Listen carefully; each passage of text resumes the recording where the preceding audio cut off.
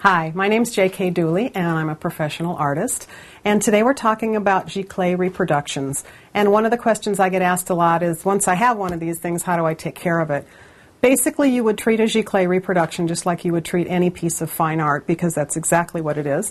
And if you purchase a canvas piece, such as this, any pieces, you want to keep any artwork out of direct sunlight. The Giclee process is really designed for bright lighting, such as in a studio or display lighting in your home. This happens to be a canvas reproduction of one of my watercolors.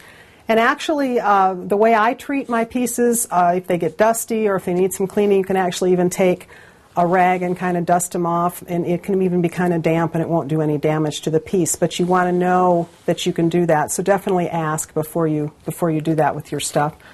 And then this is a piece, if you choose to have a paper Giclee done of your work, or if you purchase one, paper needs to be framed. It needs to be matted in acid-free mat, just like you would treat any quality paper reproduction, and it needs to be framed.